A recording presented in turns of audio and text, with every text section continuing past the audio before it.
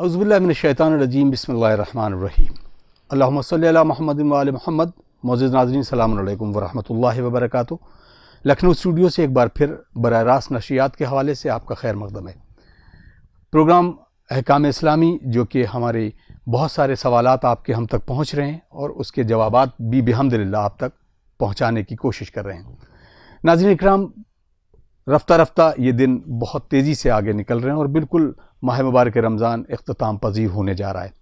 آج 25 تاریخ ہے اور اس 25 ماہ مبارک رمضان کی تاریخ میں ہم کچھ بہت اہم موضوع کو ڈسکس کریں گے، جس میں خاص طور سے عمرہ، کیونکہ جب عبادت کی بات ہوتی ہے تو اس ماہ مبارک میں اس عبادت کی فضیلت اور عظمت بڑھ جاتی ہے، اور اس پر تبادلہ خیال کرنے کے لیے ہمارے ساتھ اسٹوڈیو میں موجود ہیں حجت الاسلام والمسلمین علی جناب مولانا مصطفیٰ علی خان ادیب الہندی صاحب قبلہ۔ السلام علیکم۔ علیکم السلام ورحمۃ اللہ۔ آغا آج 25 تاریخ ہے اور بہت تیزی سے یہ دن نکل گئے، بالکل پتہ ہی نہیں چلا۔ آج ہم یہ چاہ رہے ہیں کہ جیسے کہ ہر ایک عمل کے بارے میں کہا کہ اس مہینے میں جو بھی عمل کرتا ہے اس کا ملٹیپیکیشن ہے اور وہ انسان بھی خود نہیں سمجھ سکتا، اور اللہ اس کو کس طرح سے نوازتا ہے۔ تو عمرہ بھی اس میں بھی ایک ایسا عمل ہے کہ جو آدمی حج کے علاوہ جو کرتا ہے، اس کی کیا فضیلت ہے اور کیسے عمرے کو بجا لائے اس مہینے میں، اور اس کی کیا عظمت اور فضیلت ہو سکتی ہے۔ اعوذ باللہ من الشیطان الرجیم، بسم اللہ الرحمن الرحیم، الحمدللہ رب العالمین، وصلی اللہ علی سیدنا محمد وآلہ الطیبین الطاہرین۔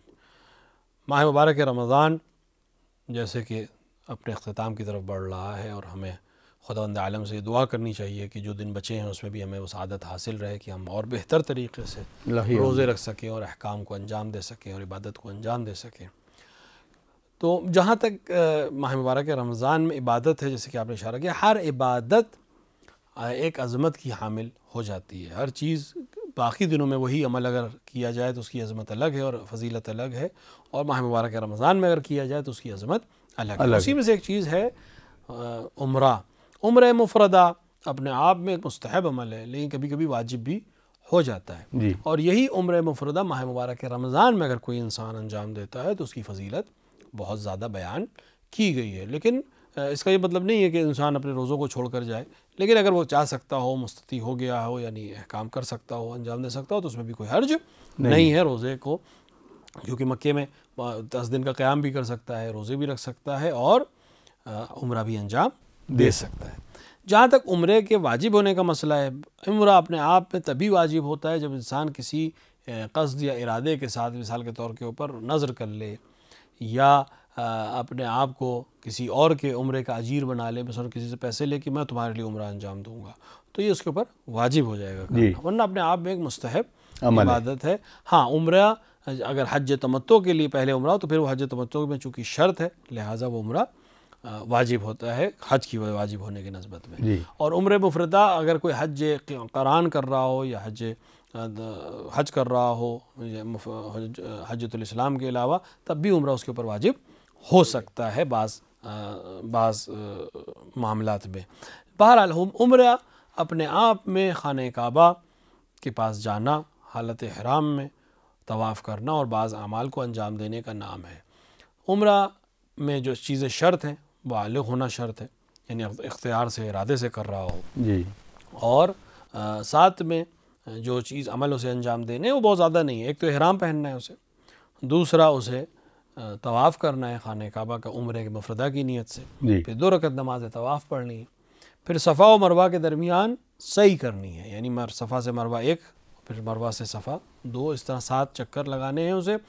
اس کا حلق یا تقصیر کرے گا، حلق یا تقصیر سے مراد یہ ہے کہ یا بال کاٹے اپنے سر کے یا ناخون کاٹے، اور وہ حالت احرام سے باہر آ جائے گا۔ پھر اسے ایک طواف اور کرنا ہے جسے طواف النساء کہتے ہیں۔ ظاہراً بیچ میں کسی نے سوال بھی پوچھا تھا کہ آج کے حالات میں طواف النساء سے اگر روکے تو کس طرح سے طواف کیا جا سکتا ہے، تو اس کو ہم پھر سے دہرائے دے رہے ہیں کہ اگر آج کے حالات میں اگر حکومت جو ہے اس طرح سے اپلیکیشنز کی طرح سے، جس طرح آج کل ہو رہا ہے کہ اپلیکیشن پہ سارا ڈیٹا ہے اور جو آدمی مطاف میں داخل ہوا اس کے اوپر سائن ہو جاتی ہے، اور جیسے ہی وہ انسان مطاف سے خارج ہو کر صحیح کے لیے جاتا ہے صفا اور مروہ، تو پھر وہ دوبارہ انٹری نہیں کر سکتا۔ تو یہ انسان طواف کیسے کرے گا، اس کے بعد صفا و مروہ کی عمل کے بعد یعنی سعی کے بعد اور تقصیر کے بعد واپس اگر اس کو آنے نہیں دیں گے مطاف میں تو طواف کیسے کرے گا؟ تو اس کا جواب میں نے یہ دیا تھا اور یہی حکم ہے تمام مراجع کا کہ اگر طواف الوداع کی اجازت اس کو مل سکتی ہے، اس بعض اپلیکیشن میں طواف الوداع کی اجازت ہے، تو طواف الوداع کی اگر اسے اجازت مل سکتی ہو اور وہ طواف الوداع کے نام پہ آئے اور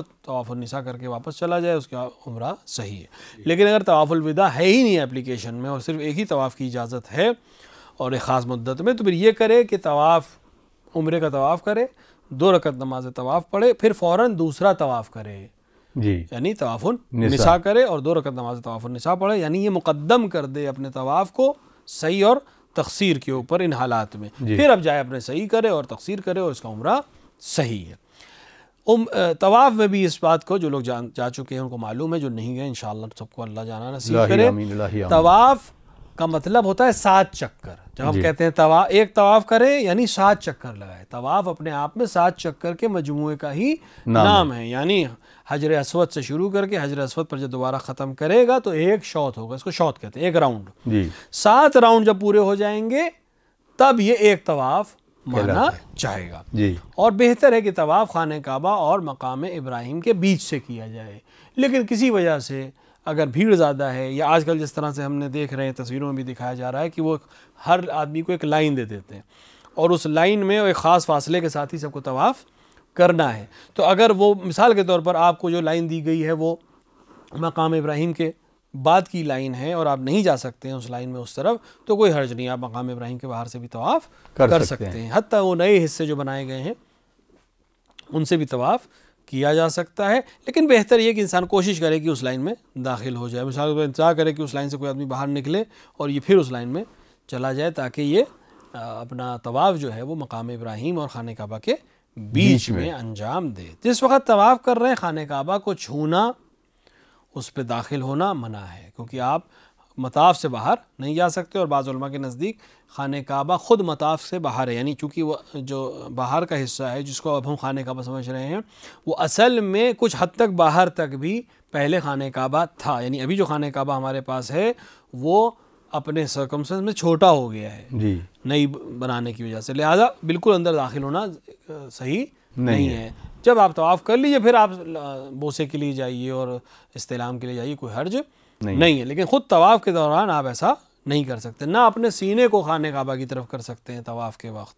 آپ کو کلاک جو طریقہ ہے گھومنے کا خانہ کعبہ کی، آپ کا یہ شولڈر جو ہے، آپ کا لیفٹ شولڈر جو ہے وہ خانہ کعبہ کی طرف ہو، اسی طرح سے آپ کو طواف کرنا ہے، آپ اپنا رائٹ ادھر نہیں کر سکتے، اسی سرکل میں آپ کو چلنا ہے۔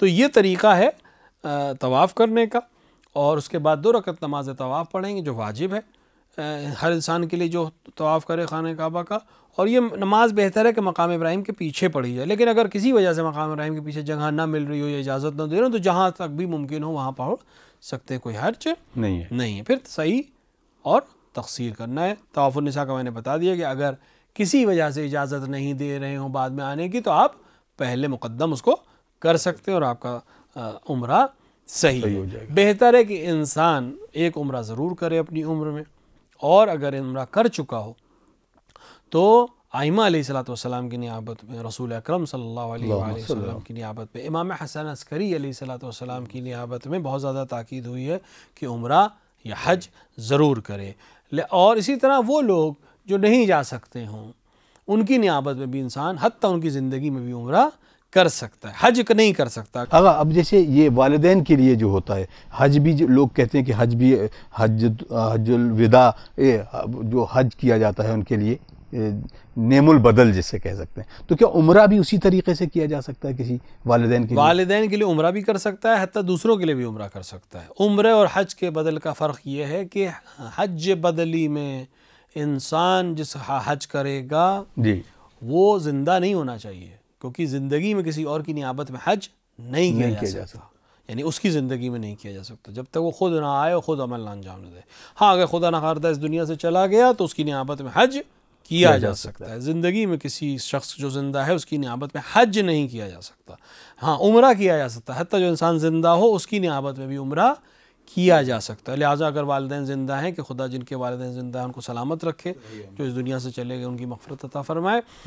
انسان اپنے والدین کی نیابت میں حج ان کی زندگی کی بات کر سکتا ہے، لیکن عمرہ ان کی زندگی میں کر سکتا ہے. مثلا رمضان میں اس کو توفیق حاصل ہوئی، اگر رمضان کے علاوہ بھی اسے توفیق حاصل ہوئی کہ عمرے کے لیے گیا، تو اپنے والدین کی نیابت میں بھی عمرہ کر سکتا ہے. مستحب عمرہ کئی لوگوں کی نیابت میں ایک ساتھ کیا جا سکتا ہے. یعنی آپ ایک ہی عمرے کا نیت کریں لیکن سب کا نام لے لیں، کہ مثلا یہ میں لباس احرام پہنتا ہوں عمرے مفردہ کے لیے، اپنے والدین کی طرف سے، اپنے بھائیوں کی طرف سے، اپنے چاہنے والے جو بھی جس کا بھی نام لینا چاہے. ایک عمرہ کئی لوگوں کے لیے کیا جا سکتا ہے مستحب. لیکن اگر کسی نے اجیر کیا ہو کہ میرے لیے عمرہ کرو، تو پھر اس میں کسی اور کی نیت نہیں کر سکتا. یا قسم کھائی ہو کہ میں عمرہ کروں گا، یا نظر کی ہو کہ میں عمرہ کروں گا، تو پھر اس میں کسی اور جو واجب عمرہ ہے جو واجب ہے اس میں شریک نہیں کر سکتا.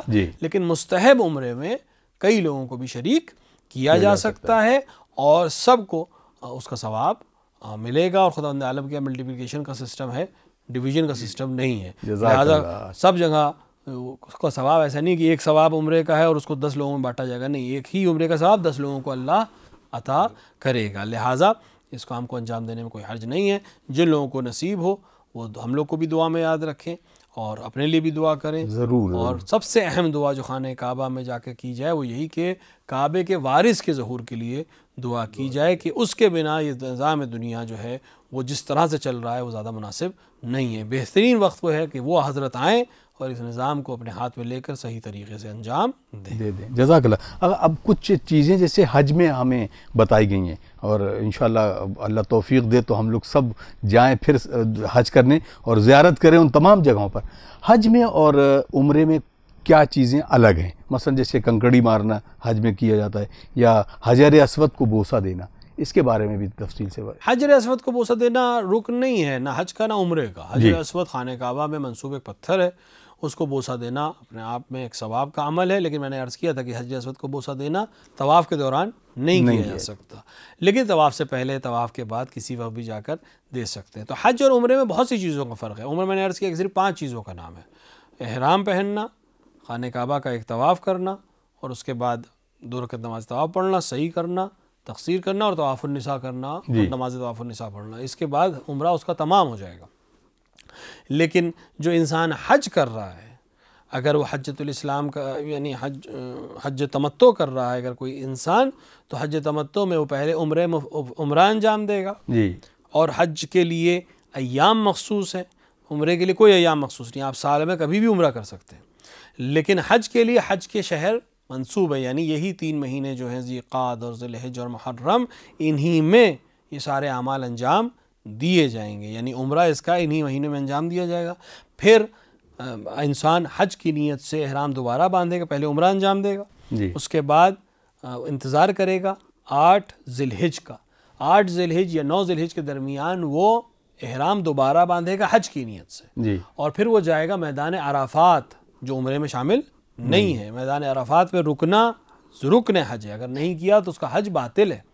اسی طرح یہ انسان وہاں سے پھر انتظار کرنے کے بعد، وہاں کے اعمال انجام دینے کے بعد، وہاں رکنا ہی ایک عمل ہے، وہاں پھر دعا پڑھیں نہ پڑھیں، انتظار کریں، کوئی حرج نہیں، لیکن وہاں رہنا ضروری ہے عرفات کے میدان میں.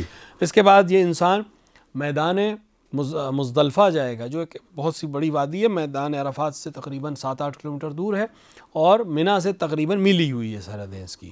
وہاں رات میں رکنا، خصوصاً نماز صبح سے لے کے طلوع آفتاب پر رکنا ہے، اس کے لیے ضروری ہے حج میں، جس کا عمرے سے کوئی تعلق نہیں ہے. پھر یہ منی جائے گا 10 ذی الحجہ کو، اس کو منی سورج نکلنے کے بعد منی کے میدان میں داخل ہونا ہے. وہاں 3 کام انجام دینے ہیں اس کو. منی کے میدان میں سب سے پہلے جمرے عقبہ، جو بڑا شیطان جو کہلاتا ہے، اس کو 7 کنکریاں مارنی ہیں. اس کے بعد قربانی کرنی ہے. پھر اپنا سر تراشنا، اس کو حلق کہتے ہیں، یا تقصیر کرنی، یعنی ناخون یا بال تھوڑے سے کاٹ لینے ہیں. اور اس کے بعد خانہ کعبہ کا طواف الحج کرے گا. پھر شب 11 شب 12 2 دن اس کو رکنا ہے، یعنی منی میں رات گزارنی ہے، اور اس کے ہر جس رات رکے گا اگلے دن اس کو کنکریاں مارنی ہے. تینوں جمروں کو، پہلے دن صرف پہلے کو ایک کو ماری تھی، لیکن اگلے دن 3 کو کنکریاں مارنی ہے. یعنی چھوٹے اور منجھلے اور بڑے شیطان کو 7 کنکریاں 11 ذی الحج کو اور 12 ذی الحج کو. بعض مسائل میں اور بعض وجہ ایسی بھی ہوتی ہے کہ 13 کو بھی ماننی پڑتی ہے، لیکن جو اصل ہے وہ 12 تک ہی ہے. یہ 12 کو انجام دے کر پھر اس کا حج تمام ہوگا، اور اگر اس نے طواف حج کر لیا ہوگا. اور اگر یہ مینا میں رکا رہا اور طواف حج کے لیے نہیں گیا تو 12 تاریخ کو نکلنے کے بعد یہ جائے گا، طواف حج انجام دے گا، اور پھر طواف النساء انجام دے گا، اور 2 رکعت نماز طواف حج اور 2 رکعت نماز طواف نساء پڑھے گا. تب اس کا عمرہ جا کر تمام ہوگا. طواف حج کے بعد اس کے لیے صحیح کرنا بھی ضروری ہے، لیکن طواف النساء کے بعد صحیح نہیں ہے. ان تمام چیزوں کو انجام دینے کے بعد اس کا حج پورا ہوگا، کہ جس کی ایک بہت لمبی تفصیل ہے. لیکن بہرحال عمرہ اپنے آپ میں بہت محدود ہے حج کے مقابلے میں. عمرہ کبھی بھی کیا جا سکتا ہے، حج کے لیے خاص ایام ہیں. عمرے میں 5 چیزوں کو انجام دینا ہے، حج میں 13 چیزوں کو انجام دینا ہے. عمرہ صرف مکے میں ہو کر تمام ہو جائے گا. حج کے لیے میدان عرفات بھی جانا ہے، میدان مزدلفہ بھی جانا ہے، مینا بھی جانا ہے، قربانی بھی دینی ہے. یہ تمام چیزیں ہیں جو بڑے فرق ہیں. اس کے علاوہ بھی بہت سے چھوٹے چھوٹے فرق ہیں جو انسان انشاءاللہ حج پہ جائے گا تو اسے خود محسوس ہو جائیں گے. جزاک اللہ جزاک اللہ. کچھ سوالات ہیں بالکل اس سے منسلک کہیں گے. کسی خاتون نے کہا کہ ان دنوں میں جس ایک خاتون نجاست کے اس میں ہوتے اور وہاں جانے کے بعد نجس ہو جائے تو اس کے لیے عمرہ یا حج میں کیا حکم ہوگا؟ چونکہ عمرے میں طہارت شرط ہے، طواف پہ طہارت شرط ہے. خود عمرے میں شرط نہیں، لیکن طواف خانہ کعبہ میں طہارت ہونا شرط ہے. اگر خاتون ان ایام میں ہے کہ اس کو نجاست حاصل ہو جائے تو پھر انتظار کرے گی کہ وہ حالت سے باہر نکل آئے، اور اس کے بعد طواف کو انجام دے گی اور صحیح اور تقصیر کرے گی، اور اس کا عمرہ صحیح ہو جائے گا. اگر مثال کے طور پر کوئی دوا کے ذریعے سے، جیسے کہ آج کل میڈیکل سائنس سے ترقی کر لی ہے، دوا کے ذریعے سے اس کو روک سکتے ہوں، یعنی پہلے سے ہی روک سکتے ہوں، تو یہ کام انجام دے سکتی ہیں اور ان کا عمرہ صحیح رہے گا. لہٰذا اگر طواف کے لیے شرط ہے، باقی چیز اگر طواف کر چکی ہیں اور اس کے بعد یہ حالت عارض ہوئی تو صحیح کر کے اپنا تقصیر کر کے ان کا عمرہ صحیح ہو جائے گا. اسی طرح حج میں ہے. حج میں اگر ان کو خوف ہو کہ میں جس وقت طواف حج کا وقت آئے گا میرے لیے مسئلہ ہو جائے گا اور نجاست کا مسئلہ ہو جائے گا، تو علماء کہتے ہیں مقدم کر لیں گی. یعنی اپنا طواف عمرہ کر لیا، ابھی حالت نجاست نہیں حاصل ہوئی ہے، طواف کر لیا، حج کا طواف بھی کر لیا، کیونکہ ڈر ہے کہ وہی دن ہوں گے جب یہ پریشانی ہو سکتی ہے، مقدم کر سکتے ہیں. اور باقی تمام اعمال کے لیے چونکہ طہارت شرط نہیں ہے لہٰذا ان کو انجام دیا جا سکتا ہے. اور اگر بالفرض ایسا ہو جائے تو پھر ان کو انتظار کرنا پڑے گا یہاں تک کہ وہ مدت تمام ہو، اور پھر یہ طواف کر سکتی ہیں. باقی اعمال کو یہ انجام دے سکتے. جزاک اللہ. ایک اور خاتون نے انہوں نے بھی یہ کیا کہ حج کرنے کے لیے مستطیع ہونا شرط ہے. ایک خاتون کیسے مستطیع ہو سکتی ہے؟ دیکھیں، مستطیع ہونا شرط ہے، لیکن یہ ضروری نہیں کہ آپ اپنے آپ کو مستطیع کریں، یہ واجب نہیں ہے. یعنی میں میرے اوپر یہ واجب نہیں ہے کہ میں اتنا کماؤں کہ حج کروں. لیکن ہاں، حج کرنے کے لیے حج مجھ پر واجب تبھی ہوگا جب میرے پاس اتنا پیسہ ہو کہ میں حج کا خرچ برداشت کر سکوں. اب رہی بات ہے کہ خاتون اگر واجب حج کرنا چاہے تو کیسے کر سکتی ہے؟ کیونکہ واجب اس پہ ہوگا نہیں. اگر ایک خاتون ایسی ہے کہ جو کاروبار کرتی ہے، مثال کے طور پر بزنس کرتی ہے، کوئی نوکری کرتی ہے، کہیں کام پہ جاتی ہے، پیسے اکٹھا کر سکتی ہے، اور ایک حد وہ آ گیا پیسے کا کہ اس کے پاس حج واجب ہو جائے گا، یعنی اتنے پیسے ہو گئے کہ حج کر سکتی ہے، تو یہ واجب ہے. لیکن ایک خاتون جو گھر میں رہتی ہے، خانہ داری کر رہی ہے، گھر کو سنبھال رہی ہے، بچوں کو سنبھال رہی ہے، شوہر کا خیال رکھتی ہے، اس کے پاس مال کوئی نہیں ہے جس کی وجہ سے یہ حج واجب ہو اس کے اوپر. شوہر کا پیسہ ہے لیکن وہ شوہر کی ذاتی ملکیت ہے، اس کی ذاتی ملکیت نہیں ہے، تو اس کے اوپر حج واجب نہیں ہے. یہ کیسے مستطیع ہو سکتی؟ کئی طریقے ہیں کہ یہ مستطیع ہو جائے. ایک دفعہ ہے کہ حج بذل کا مطلب یہ ہوتا ہے کہ کوئی انسان آپ سے آ کر کہے کہ میں آپ کو پیسے دے رہا ہوں، آپ حج کر لیجئے، حتیٰ آپ کے ہاتھ میں پیسے نہ دے، کہ مثال کے طور پر فلاں ٹور کو میں آپ کے ساتھ پیسے دے رہا ہوں، آپ حج کر لیجئے، آپ قبول کر لیں، آپ کے لیے ضروری قبول کرنا. جیسے ہی آپ قبول کریں گے حج واجب ہو جائے گا آپ پر، اور آپ مستطیع ہو جائیں گے. کیونکہ مستطیع ہونے کی شرط ہے کہ پیسے ہوں، پیسے ایک آدمی دے رہا ہے، تو آپ کا اپنا حج ہے، حج بذلی ہے، لیکن یہ حجۃ الاسلام ہو جائے گا، آپ حج کر سکتے ہیں. اور حج یہی خاتون بھی کر سکتی ہے. مثلا کوئی شخص، اس کا شوہر، اس کا باپ، اس کا بھائی، کوئی بھی اس کو آگے پیسے دے دے، ہاتھ میں دینا بھی ضروری نہیں ہے، صرف یہ کہہ دے کہ اس سال تم حج کرنے جاؤ، سارے خرچ میں برداشت کر رہا ہوں، اس کے اوپر حج واجب ہو جائے گا. یہ حج واجب کی نیت سے کر سکتی ہے. بعض جگہوں پہ ایسا ہے کہ مہر میں حج رکھ لیتے ہیں.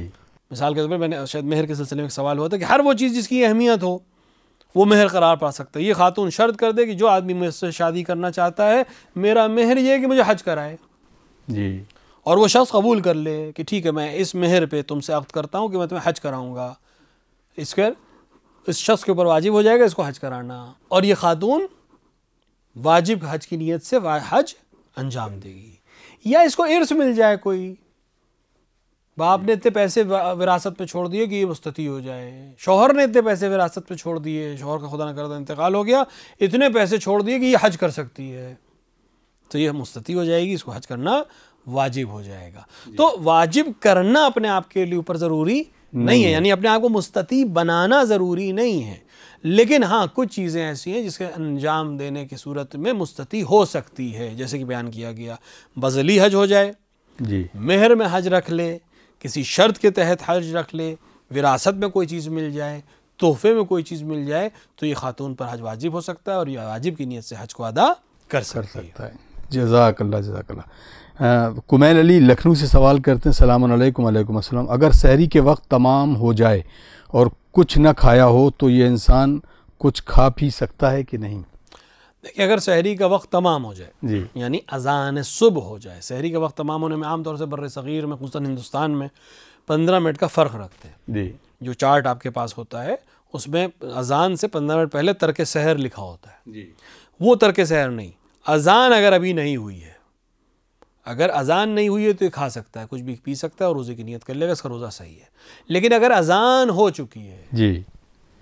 اذان دی جا چکی ہے، اذان کا وقت ہو چکا ہے، تو پھر یہ کچھ کھا پی نہیں سکتا، اسے بغیر سحری کا روزہ رکھنا پڑے گا. البتہ اگر اس کے لیے، اس شخص کے لیے بغیر سحری کا روزہ رکھنا مسئلہ ہو، مثلا اس کو دوا کھانی ہو، جی. سحری میں اس کے لیے ضروری ہے کہ یہ دوا کھائے، اگر یہ دوا نہیں کھائے گا تو روزہ نہیں رکھ سکتا. جی.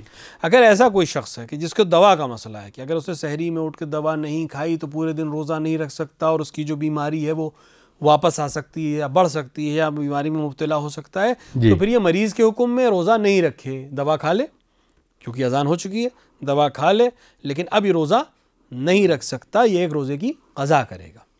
اگر کسی شخص کے لیے بیماری کے علاوہ کوئی مسئلہ ہے، یعنی خود بھوکا نہیں رہ سکتا زیادہ دیر، اگر اس نے سحری نہیں کی تو روزہ نہیں رکھ سکتا، یعنی 15 گھنٹے بھوکا نہیں رہ سکتا، تو یہ انسان سفر کرے اپنے روزے کو بچانے کا، اس کا یا تو یہ بغیر سحری کا روزہ رکھے، کیونکہ اس پہ واجب ہے روزہ رکھنا. جی. تو یا تو یہ سفر کرے یا تو یہ روزہ رکھے، اور اگر روزہ نہیں رکھ سکتا تو سفر کرے، یعنی اپنے آپ کو زبردستی شہر سے باہر لے جائے، 20-25 کلومیٹر 30 کلومیٹر جائے، وہاں جا کر کچھ کھا پی لے، پھر واپس آ جائے. یہ سفر کے نتیجے میں اس کا روزہ چھوٹ جائے گا، بعد میں ایک قضا کرے گا. لیکن اگر ان دونوں کے علاوہ اس نے کھایا پیا اور روزہ نہیں رکھا تو اس کے اوپر کفارہ واجب ہو جائے گا، لہٰذا اس سے بچنا ضروری. اور ایک کفارہ آپ کو معلوم ہے، یا 60 روزے رکھے یا پھر 60 مسکینوں کو کھانا کھلائے. لہٰذا اگر سحری کے وقت کے بعد آنکھ کھلے تو یا تو وہ روزہ رکھے اسی طرح بھوکا ہو پیاسا، اگر مریض ہے تو دوا کھا لے، بعد میں ایک روزے کی قضا کرے گا. اگر مریض نہیں ہے لیکن پھر بھی اس کے لیے سخت ہے روزہ رکھنا تو سفر اختیار کرے، ولو تھوڑی دور کے لیے، کچھ حد ترخص سے گزر کے روزہ اپنا افطار کر لے اور پھر واپس آ جائے، بعد میں ایک روزے کی قضا کرے. جزاک اللہ. ایک اور سوال ہے اصغر مہندی صاحب نے کیا کہ اگر کچھ لوگ زبردستی، جیسے رشتہ دار گھر میں ہوتے ہیں بڑے لوگ کے طبیعت ذرا سی خراب ہوئی اور زبردستی اس کا روزہ یہ کہہ کر کھلوا دیں کہ روزہ تمہارے لیے نقصان دہ ہے، تو کیا حکم ہے؟ اگر انسان کو اختیار نہیں ہے اور سامنے والے زبردستی اس کا روزہ کھلوا دیں اور واقعاً اس کے لیے مضر تھا تو کوئی مسئلہ ہی نہیں ہے. اگر اس کو بعد میں معلوم کہ مضر نہیں تھا، میں بغیر روزہ رکھ کر بھی یہ سارے کام انجام دے سکتا تھا، لیکن زبردستی روزہ کھلوا دیا گیا، بڑوں نے، پورے محلے نے مل کے، کئی لوگوں نے، ہوتا ہے اس طرح کا، روزہ کھلوا دیا تو یہ روزہ کھل سکتا ہے، کوئی حرج نہیں، کیونکہ زبردستی کی گئی اس کے ساتھ اور زبردستی کھلوا دیا گیا روزہ، تو کوئی حرج نہیں، لیکن بعد میں اس کو ایک قضا کرنی پڑے گی. اس پہ کفارہ نہیں ہے چونکہ زبردستی ہوئی ہے، اس کے ساتھ کفارہ نہیں ہے، لیکن ایک روزے کی قضا اس کو رکھنی پڑے گی. جزاک اللہ. بہت بہت شکریہ آقا. اور بہت سارے سوال تھے لیکن اگلے ایپیسوڈ میں انشاءاللہ اس کو دیتے ہیں. ناظرین آپ دیکھ رہے ہیں پروگرام احکام اسلامی جو رمضان اسپیشل، آج 25 ماہ مبارک رمضان کی تاریخ اور بحمداللہ سفر جاری ہے. آپ ہمیں دعاؤں میں یاد رکھیے کیونکہ آپ کی دعائیں ہمارے لیے کافی مفید ہیں اور ہمارے لیے توانائی بخش بھی ہیں. امید کرتے ہیں ناظرین آپ کو یہ پروگرام ضرور پسند آ رہا ہوگا اور آئیے اب ہم مل جل کر اپنے وقت کے امام کے حضور اللہ کے بارگاہ الہی میں بھی یہ دعا کرتے ہیں کہ پروردگار ہمارے آقا اور مولا کی جلد سے جلد ظہور میں تعجیل فرمائے اور ہم سب کو ان کے اعوان انصار میں شمار کرے۔